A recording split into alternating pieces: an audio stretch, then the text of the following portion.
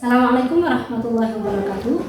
Perkenalkan, nama saya Siti Mas'ula STHI, guru mata pelajaran Al-Quran Hadis di Madrasah Aliyah Matholiul Anwar, sekaligus sebagai mahasiswa PPG dalam jabatan BAT 1 tahun 2025 di LPTK UIN Sunan Maulana Hasanuddin Bantul dengan NIM 255040090.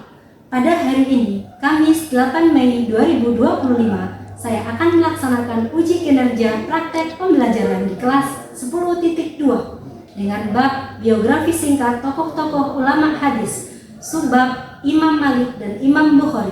Bagaimana prosesnya? Mari kita saksikan.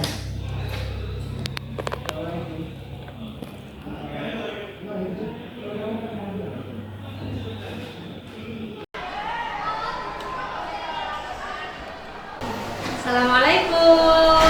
Waalaikumsalam. Selamat pagi anak-anak. Selamat pagi. Apa kabar hari ini? Alhamdulillah, luar biasa. Allahu Akbar. Cek dulu kebersihan kelasnya. Tolong meja, ada sampah? Di bawah bersih? Bersih. Bajunya rapi semua? Lengkap atributnya? Ada yang bajunya tidak dimasukkan? Yang laki-laki? Ada yang nggak pakai ikat pinggang? Yang perempuan? Lengkap semua ya? Pakai kaos kaki semua? Selanjutnya, mari kita awali pelajaran hari ini dengan berdoa bersama-sama. Ketua kelas silakan dipimpin untuk berdoa. Doa mulai. Billahi minasyaitonirrajim. Bismillahirrahmanirrahim. Rabbi shrah li sadri wa yassir li amri wahlul 'uqdatam min lisani yafqahu qawli. Raditu billahi rabba wa bil islami dina wa bi Muhammadin nabiyya wa rasulah. Oke, selanjutnya saya pengen ngecek kehadiran dulu. Amelia, Hadir. Keisha, Muhammadul Nuha, Nurul Syarifah Amalia. Oke, hadir semua ya. Alhamdulillah hari ini nggak ada yang absen, masuk semua. Oke, selanjutnya hari ini kita akan membahas tentang materi Al-Quran Hadis. Tapi sebelum kita melanjutkan materi hari ini, masih ingat gak pertemuan sebelumnya kita membahas tentang apa? Oke, Iqbal. Hadis sahih sebagai dasar hukum. Oke, hadis sahih sebagai dasar hukum. Kira-kira masih ingat gak ya? Hadis sahih itu syaratnya apa saja? Syaratnya sambung. Oke, syaratnya sambung kata Syafa. Oke, yang kedua, syaratnya hadis sahih apa? Oke, Fan. Para perawinya adil. Para perawinya adil. Yang ketiga, Ainur. Para perawinya dobir. Para perawinya gobit. Syarat yang ketiga. Kalau yang keempat, oke, Fitra. Tidak ada syah. Yang keempat. Yang terakhir syaratnya Tidak ada ilat. tidak ada ilat. Bersama-sama syarat hadis sahih yang pertama. Sanadnya sambung. Yang kedua, Para perawinya adil. yang ketiga, Para perawinya dobir. yang keempat, Tidak ada syaz. yang terakhir. Tidak ada ilat. Oke, kasih aplaus untuk semuanya. Hari ini kita akan belajar tentang, masih ada hubungannya sama hadis. Coba ya, perhatikan videonya dulu.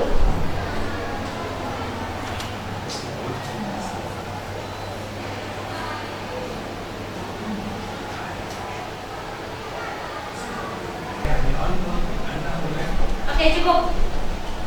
Ada yang tahu? Kira-kira hari ini kita belajar tentang apa? Oke. Sabar dalam menghadapi ujian dan cobaan. Oke, kata Uli, hari ini kita belajar tentang sabar dalam menghadapi ujian dan cobaan. Kurang tepat. Oke, ada lagi yang menjawab? Oke, Ainur. Biografi ulama hadis. Oke, kita hari ini belajar tentang biografi ulama hadis. Tadi yang kita lihat videonya itu tentang Imam Bukhari. Jadi ada cerita di mana di sana itu Imam Bukhari tidak makan selama 3 hari sampai ketika sesudah sholat subuh Imam Bukhari itu makan daun. Nah, gimana sih ceritanya kok sampai ada cerita seperti itu? Kita akan bahas di pelajaran kita hari ini. Perlu saya sampaikan, tujuan pembelajaran dari materi ini adalah peserta didik menganalisis biografi singkat tokoh-tokoh ulama hadis untuk meneladani mereka dalam beribadah dan berkarya. Oke, jadi hari ini kita akan membahas tentang biografi singkat dari ulama ahli hadis. Kira-kira ada yang tahu nggak sih kalau kita berbicara tentang tokoh-tokoh ulama hadis itu siapa saja? Oke, silahkan Belinda. Imam Bukhari, Imam Muslim, Imam Abu Dawud, dan Imam Tirmidzi. Oke, ada Imam Bukhari, Imam Muslim, Imam Abu Dawud, Imam Tirmidzi. Oke, selanjutnya kalau tadi ada Bukhari, ada Muslim, Tirmidzi, Abu Dawud, ada nama yang tertinggal. Ada Imam Malik, ada juga Imam An-Nasai. Oke, Imam Malik. Ada yang tahu nggak sih Imam Malik, Imam Bukhari itu siapa? Oke, Fatih? Imam Malik adalah pengarang kitab Muwatta dan Imam Bukhari adalah pengarang kitab Sahih Bukhari. Oke, jadi Imam Malik itu imam ahli hadis juga ahli fikih. Kitabnya yang paling terkenal namanya kitab Al-Muwatta. Ada yang pernah dengar mazhab Maliki nggak? Nah, mazhab Maliki itu yang mendirikan adalah Imam Malik. Jadi selain ahli fikih, beliau juga ahli hadis. Kalau Imam Bukhari, siapa sih nggak kenal Imam Bukhari ya? Imam Bukhari itu pengarang dari kitab Sahih Bukhari. Kalau tadi sampean kan menyebutkan tentang syarat-syarat hadis Sahih di awal tadi. Nah, syarat hadis Sahih itu yang merumuskan adalah Imam Bukhari dan Imam Muslim. Oke, dengarkan baik-baik ya. Saya akan menunjukkan video pembelajaran. Oke, jadi hari ini pertama kita akan kenalan dulu sama Imam Malik. Siapa kira-kira Imam Malik itu? Kalau tadi di awal saya menyebutkan mazhab Malik itu didirikan sama Imam Malik. Oke, nama dan nasabnya Imam Malik adalah Malik bin Anas bin Malik bin Amr al-Asbari. Oke, jadi Imam Malik itu namanya Malik bin Anas bin Malik. Bingung nggak kira-kira? Ada namanya Malik bin Anas bin Malik. Jadi namanya Imam Malik itu sama kayak nama kakeknya. Imam Malik itu dilahirkan di Madinah pada tahun 93 Hijriah atau tahun 711 Masehi. Kalau silsilahnya, Imam Malik itu berasal dari Yaman dan sudah terkenal kalau keluarganya itu adalah keluarga pecinta hadis. Dari Imam Malik itu berangkat dari keluarga yang memang backgroundnya itu orang-orang yang cinta kepada hadis. Imam Malik punya banyak sekali guru. Di antaranya guru-guru Imam Malik ada Nafi bin Abu Nu'aim al-Madani. Yang kedua Muhammad ibnu Syihab az-Zuhri. Selanjutnya, selain punya banyak guru, Imam Malik itu punya banyak murid juga. Ada Muhammad bin Hasan As-Saibani, ada Imam Syafi'i. Oke, Imam Malik itu punya banyak karya. Nah, tapi yang paling terkenal masterpiece-nya itu namanya kitab Al-Muwatta yang tadi disebutkan sama Fatim. Jadi kitab fikih yang juga dianggap sebagai kitab hadis. Muwatta'nya Imam Malik itu berisi 100.000 hadis. Jadi meskipun disusun berdasarkan bab-bab fikih, tapi di dalamnya itu memuat banyak hadis. Nah, kalau tadi kita kenal sama Imam Malik, sama Al-Muwatta'nya yang mendunia sekali, ada yang juga nggak kalah terkenal di dunia hadis, yaitu Imam Bukhari. Imam Bukhari itu lahir pada tanggal 13 Syawal tahun 194 Hijriah atau 20 Juli tahun 810 Masehi. Di mana lahirnya? Di sebuah kota yang bernama Bukhara. Nah, kota ini berada di wilayah Khorasan, sekarang disebut dengan Uzbekistan. Kalau sampean penasaran kenapa namanya Bukhari, padahal nama aslinya adalah Abu Abdullah Muhammad bin Ismail. Nah, ceritanya orang-orang itu suka menisbatkan namanya kepada nama kelahirannya, nama daerahnya. Lahirnya beliau di daerah yang bernama Bukhara. Jadi dinisbatkan kepada daerah itu Bukhara, menjadi Imam Bukhari. Selanjutnya kita akan membahas tentang rihlah ilmiahnya Imam Bukhari. Kira-kira Imam Bukhari itu kemana saja sih? Mengumpulkan hadisnya itu sampai mengelilingi beberapa kota. Hijaz. Kalau sampai dengan Hijaz, kira-kira terbayangnya apa? Mekah. Ya, Hijaz itu termasuk Mekah sama Madinah. Orang-orang kenalnya dengan Hijaz. Selanjutnya ke Syam, meliputi Damaskus, Hims, ada Ahkolan. Selanjutnya Irak. Irak itu yang dikunjungi Imam Bukhari itu Baghdad, Basrah, Kufah. Kota-kota itu merupakan tempat pusat dari keilmuan zaman itu. Jadi Imam Bukhari itu melacak hadis, memverifikasi hadis itu sampai mengelilingi banyak daerah. Imam Bukhari itu mengumpulkan hadis dari perawi yang terpercaya. Di waktu yang dihabiskan Imam Bukhari untuk mengumpulkan hadis itu sampai 40 tahun. Mulai usia 16 tahun, Imam Bukhari itu sudah melakukan penelitian terhadap hadis. Selanjutnya, guru-gurunya Imam Bukhari. Imam Bukhari itu berguru kepada 1000 ulama. Ini yang terkenal saja. Yang pertama ada Imam Ahmad bin Hambal. Nah, ini pendiri dari mazhab Hambali. Selanjutnya Ishaq bin Ruhawai, itu juga seorang ahli hadis. Ini yang Newport yang banyak kasih motivasi Imam Bukhari untuk menyusun kitab hadis. Nah, sekarang kita ngomong tentang murid-murid dari Imam Bukhari. Ada Imam Muslim. Pernah dengar Imam Muslim ya? Imam Muslim itu siapa? Penulis Sahih Muslim. Yang kedua ada Abu Dawud As-Sijistani. Tadi disebutkan juga ya sama Belinda. Selanjutnya kita akan mengenal tentang karyanya beliau. Kira-kira punya Sahih Bukhari saja apa enggak? Oke, tadi saya lihat di perpus. Saya ambilkan satu. Ini jilid kedua dari Sahih Bukhari. Jangan dikira cuma segini ya.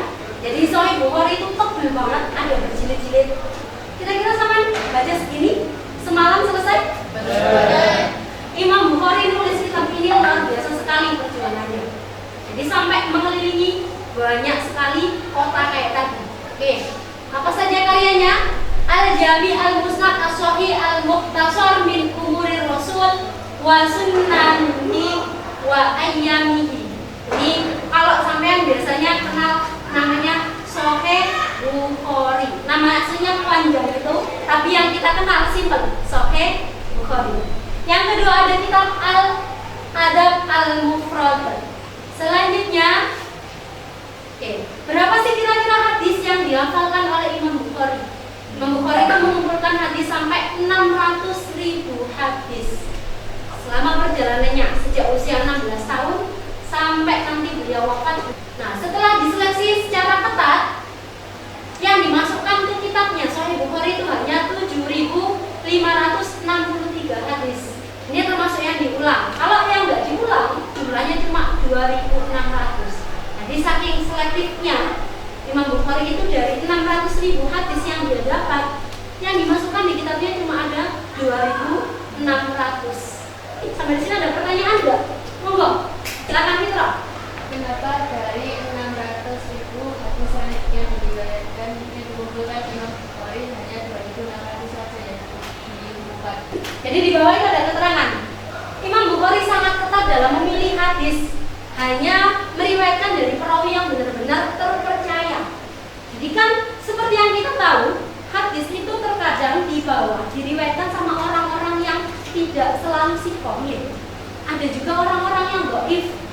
Nah, tipenya Imam Bukhari itu orang yang sangat hati-hati, orangnya sangat selektif, ketat sekali dalam menyeleksi hadis. Jadi kalau mau meriwayatkan hadis, Imam Bukhari itu memastikan dulu sanadnya itu benar-benar mutasil, orang-orangnya adil, dhabit, nggak ada syad, nggak ada ilat, itu benar-benar diteliti. Jadi nggak gampang meriwayatkan hadis. Jadi di Sahih Bukhari itu Imam Bukhari memfilter hadis. Dari 600.000 yang dikumpulkan itu dipilih kira-kira mana sih yang termasuk hadis sahih. Pertanyaan lain? Monggo. Bukhari hanya 2.600 hadis, sementara yang didapatkan ada 600 sisanya bukan. Oke. Mikir gak sih kalau dari 600.000 hadis yang didapat, kemudian yang dimasukkan di bukunya cuma ada 2.600, berarti sisanya kemana? Ya tersimpan di hafalannya Imam Bukhari. Yang menurut beliau kurang memenuhi kriteria hadis sahih, tidak masuk hadis sahih, maka tidak dituliskan di kitab, tidak diriwayatkan. Paham ya? Oke, tadi kita sempat nyinggung tentang karya monumentalnya Imam Bukhari, namanya kitab Sahih Bukhari. Oke, biar gak tegang kita tepuk dulu dong. Tepuk sukses.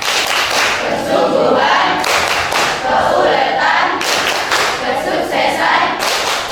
Amin. Oke, semangat lagi ya. Jadi setelah tadi mendengarkan penjelasan Ibu di depan, sekarang kita akan diskusi bareng-bareng. Kita bagi menjadi 4 kelompok. Tugasnya adalah lihat di LKPD-nya. Jadi nanti sama bisa baca sendiri aturannya seperti apa. Sebelumnya berhitung dulu. Kita mulai dari Ulin. 2. Oke, silakan menuju ke kelompoknya masing-masing.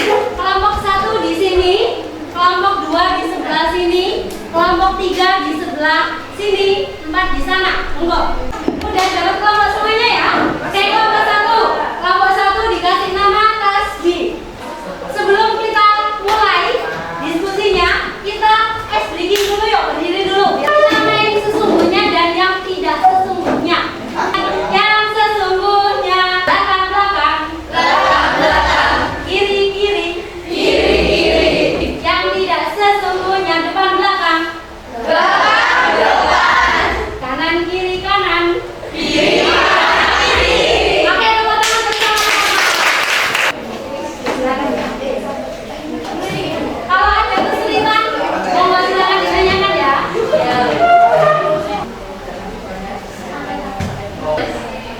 Gimana? Yang buat itu kok bisa ya? Oke, saya rasa cukup ya untuk diskusinya. Anak-anak perhatikan, kita breaking dulu ya sebelum temennya maju ke depan. Yang ini 2, ini 2, ini 1, kalau yang ini 3, ini 1, kalau yang ini 3, yang ini 2. Oke, kita dengarkan presentasi dari kelompok Taubat.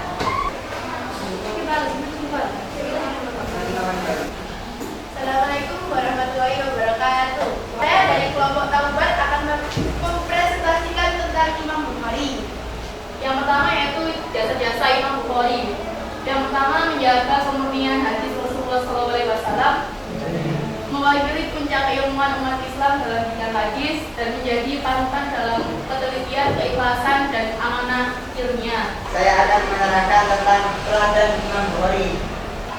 Beliau sangat disiplin dan konsisten. Terima kasih atas presentasinya. Apa yang ditanyakan? Oke, siapa? Kenapa Imam Bukhari mendapat gelar Amirul Mukminin?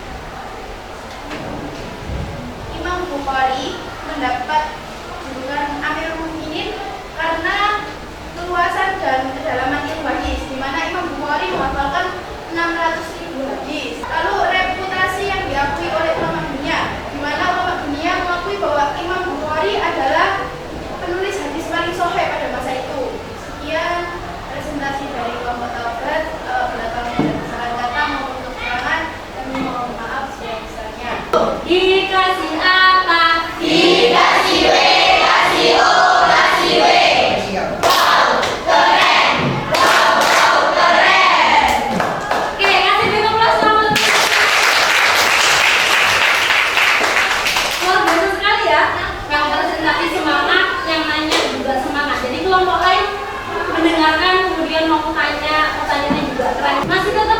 bangkunya masing-masing, di kelompoknya masing-masing. Selanjutnya saya kasih LKPD yang kedua untuk tugas mandiri. Kalau yang ini tidak boleh ada diskusi ya, dikerjakan masing-masing. Jadi untuk mengukur pengetahuan sampean terhadap materi hari ini harus menjawab pertanyaan yang ada di LKPD. Jadi silakan dikerjakan, tidak boleh contekan. Silakan dijaga kejujuran sampean masing-masing, oke?